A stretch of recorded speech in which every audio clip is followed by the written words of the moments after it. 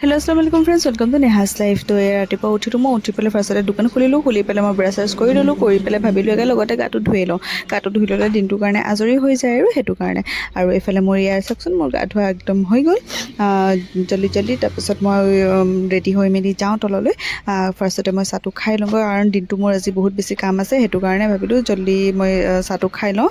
তাৰপিছত মোৰ আজি এটা কেক বনাবলগীয়া আছিলে আপোনালোকক ৰাতি ভিডিঅ'ত দেখাইছিলোঁ যিহেতু মই বেচটো বনাই থৈছিলোঁ কেকটোৰ আৰু এতিয়া মই আইচিংটো কৰিলেই হ'ল। তাৰপিছত এতিয়া মই ৰুমৰ পৰা নামি আহিলোঁ ৰুমৰ পৰা নামি আহি পেলাই দেখিছোঁ আমাৰ আছফিয়া একদম ঘৰ চৰ চাফা কৰাত বিজি হৈ আছে তাইৰ ঘৰ চাফা কৰি আছে। তাৰপিছত এইফালে মই কেক বনাত লাগি গ'লোঁ আৰু এইফালে চাব দেই এটা ঘটনা হ'ব এতিয়া এইয়া দেখিছেনে। তাৰপিছত মোৰ পাইপিং বেগটো ফাটি পেলাই ক্ৰীমটো ওলাই গ'ল। তাৰপিছত এইফালে মোৰ কেকটো ৰেডি হয় মানে নেক্সট এজন কাষ্টমাৰে ফোন কৰিলে যে তেওঁলোকক এটা কেকৰ লাগে।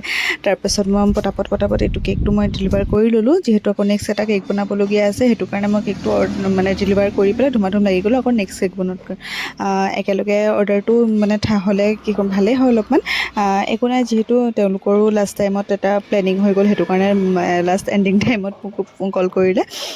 যিয়ে হওক কাষ্টমাৰকটো আনহেপি কৰিব নোৱাৰি তেওঁলোককো হেপি কৰি ৰাখিব লাগিব। আমাৰ অলপ কষ্ট হয় একো নাই কৰিছোঁ যেতিয়া কামটো কষ্ট কৰিবই লাগিব হয়নে নহয় সেইটো কাৰণে ধুমাধুম মই কেক বনোৱাত লাগি গ'লোঁ কেকটো হৈ গ'ল আৰু এইফালে চাওক এইটো মোৰ ছেকেণ্ড কেক ৰেডি হৈ গ'ল।